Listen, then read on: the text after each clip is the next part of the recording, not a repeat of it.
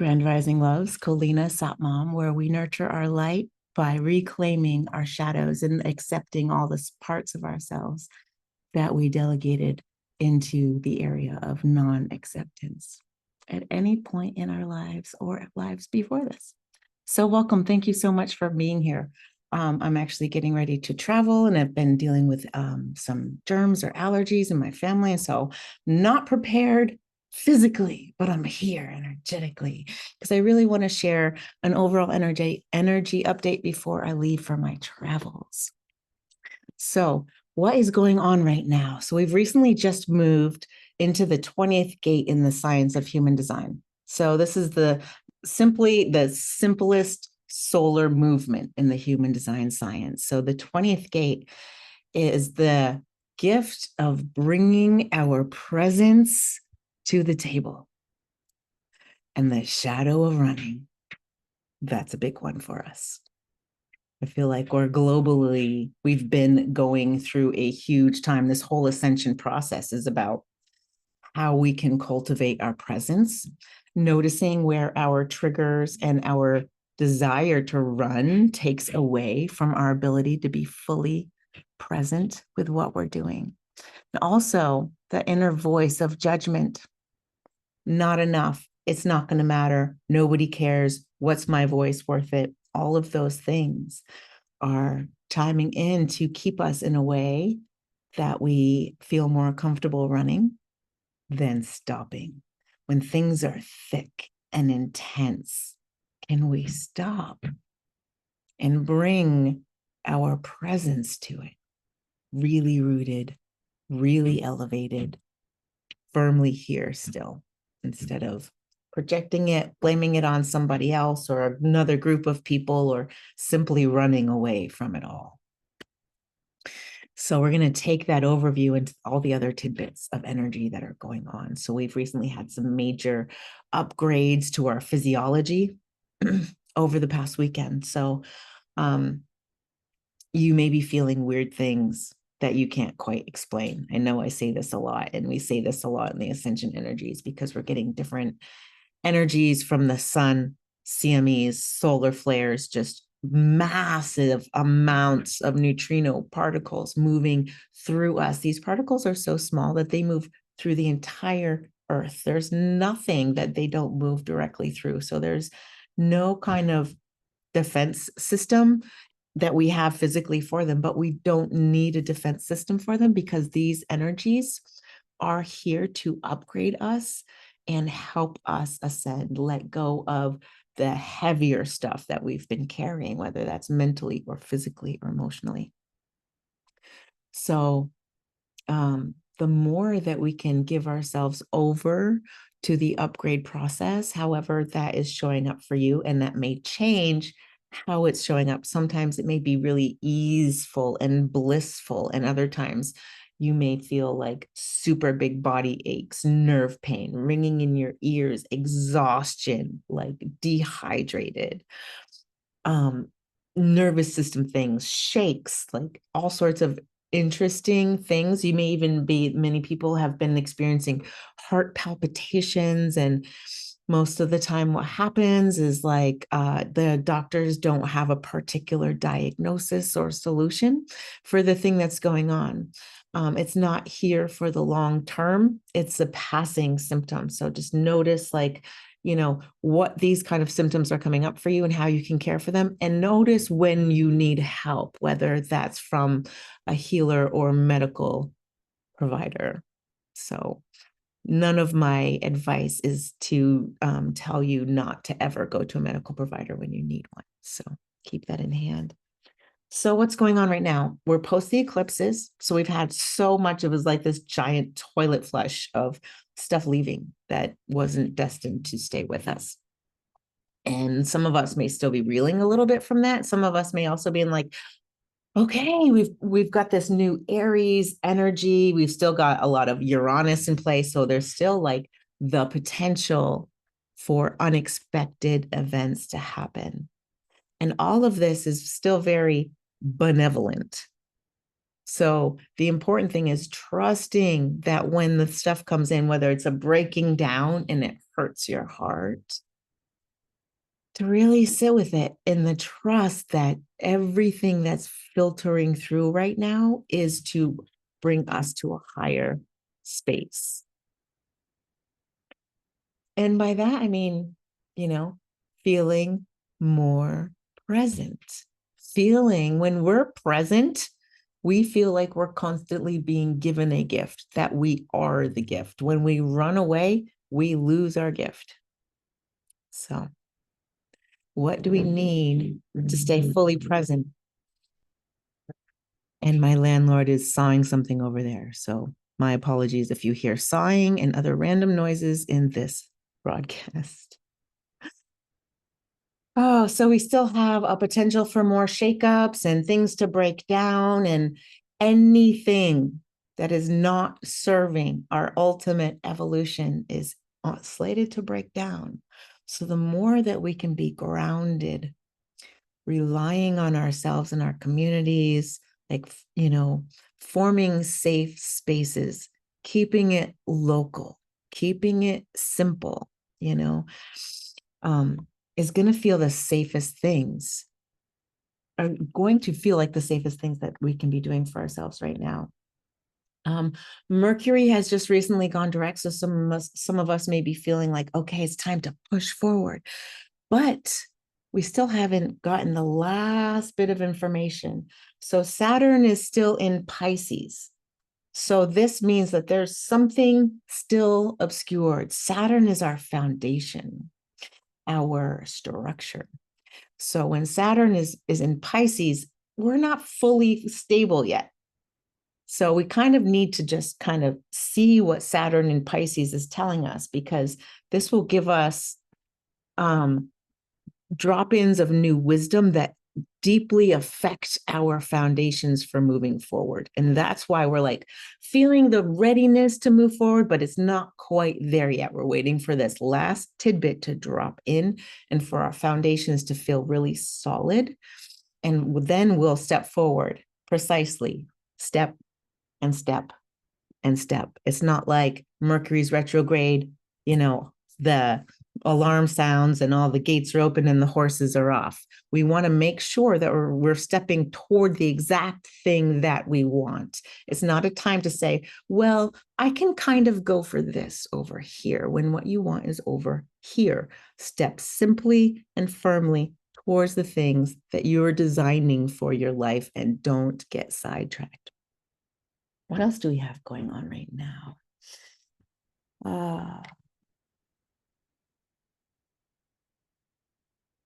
We've got a new moon coming up on Friday. So we're moving into the dark moon time right now as I speak to you. So things are slowing down. We're cultivating. We've got another kind of reassessment at the things that have already released and what still needs to be released for our future new thing that we're bringing in. So, and if we're not ready to release it, the universe is going to be helping us get ready to do that. So anything that we're like super white knuckling, clinging to, and we just like can't let go of, even the best things in our lives need fluidity and flexibility. And we cannot cling to standards of control and keeping containers tight and square, because they don't serve us as humanity anymore.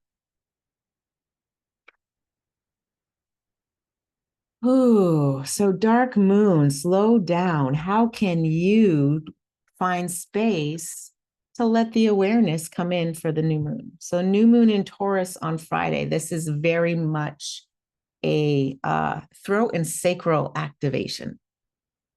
They tend to get activated together. This is feminine, but this is really for the masculine as well. But the womb space, the sacral chakra, and the creativity and the sexuality goes hand in hand with the vocal cords. Actually, when you're first created, these two chakras are actually one. If you look at the vocal cords and inner imaging of the vocal cords themselves, they look like a yoni. They look like a vagina. So from both, and these are both the only two chakras from which creation comes out. So this is a very big thing. This is about so much is cleared from us so that our creativity and our expression can be purified, to be really clear on what we are moving forward into. So the lower chakra will help us understand what it is we're moving into, what is releasing. And this one will help us orchestrate that by either expressing, releasing, or calling in. So be very, very clear with your words, both your outer words and your inner self talk. It's time for all of that to shift. If it's one thing, if something hurts and we need to talk to a good friend about it, it's another thing just to talk bad about people because, oh, it came up and it's fun. Or this person irritates me. So I'm just going to say the same thing to numerous people about that person. And it's really a waste of our time and energy when we do things like that. So notice that even when you have conflict, disagreement, when things end, how can you back out of that space and be fully present, even to the parts of it that hurt right now, so that you can be truly yourself and you can elevate yourself. So don't go to town on that person that just, did something crazy and backed out of your life or ditched you or whatever. And don't go to town on yourself. Look at yourself in the mirror, say, hello, beautiful face. I love you and all the aspects of you, start to be more conscious of, oh, I just said that negative thing to myself. And how can I flip it? Start saying kind things to yourself about how you look, how you operate, how you can get even better and better without bringing yourself down. So what are we inviting in? What is the seed that's coming in to get planted with the new moon Friday or Saturday? Planting our new intentions into the dark womb of the earth, figuratively or literally, however you like to do it. You can simply do it with your intention, or you can make a ritual process and you can do it however you like. So, but what is this magical new intention for you? So, really what's been coming up for me is a release of old storylines. And every time a new thing releases, like I dive back into it again really deeply. And usually I dive back into it by feeling bad and projecting onto somebody else, usually my partner, because they're the quickest ones. They're the ones there that have that depth with you to and normally catch that blame. Our partners are our biggest mirror in life. So when I'm going through, say, what I'm recently been releasing is that, and I think this goes further than childhood, but my childhood picked it up. And due to some trauma that I experienced in childhood, and there was this cultivation of this perspective that I didn't deserve time, the value of other people's time. And you may notice from some of my other videos, even like come in, I try to go too fast. I try to take up less time and space. Yes, I want my videos to be short and sweet so people can access them. However, I don't want to sacrifice my presence and my ability to really lay down whatever is coming up. So it's that balance. So each time that this stuff comes up, an episode happens where we get so busy that my partner and I don't have much time together. And I'll keep going, and then it'll be like it'll get harder and harder and harder, and then there will be a breakthrough. And that's how it happens. So as I kind of deconstruct and unlayer this perception that I was built with my life and this whole growing of my life, that I don't deserve time and space to be present on video, to be present with my partner, having my partner's full undiluted attention, for intimate things outside of the bedroom, so, I know there's a lot of, women that feel like, oh, we need this engagement and adventure and things like that. And a lot of it is that we're moving all of us, men and women, masculine and feminine, because we have it all inside of us. We're all moving from a perspective of we have to sacrifice our energy, our time in order to move forward and have good things in life. Like there's a sacrificial trade-off there. And the reality that the universe wants us to actually understand is that we can pause and cultivate ourselves because we naturally magnetize the things to us that are for us.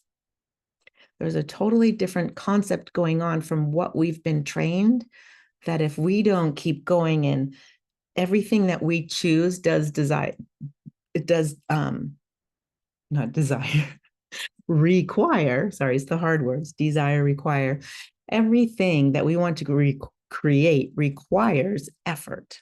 Yes, of course. We can't say, I'm going to have this, and it just like appears there. We take some physical 3D, quote unquote, steps to get there. But at the same time, how much do we need to exhaust ourselves for, the things that we desire? We've been taught that we need to pretty much pour ourselves out in order to receive one small tidbit. And that is not the truth. If we look at the earth, if we look at how the earth grows in springtime, there's literally not a spot that could grow any further.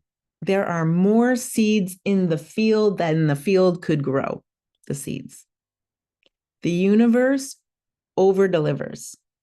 The universe overcompensates. The universe wants to provide everything for us. And we have to get rid of that perspective that we don't deserve it. It's not for us. I did something wrong, so therefore I don't get it anymore. None of that. Nothing that is for you can ever be taken away. How can we cultivate the presence to withstand the storm? Cultivate patience, the ability to see through the 3D dynamics to find out what is coming up and going on inside, what is leaving me, and what's being replaced. I'm noticing that as old storylines of I don't get the time I want leave, trust drops in. Trust that I get the time that I need with my partner, and that I can create the time I need having adventures with friends and in nature and with my children and with the children in the community that we play with. And,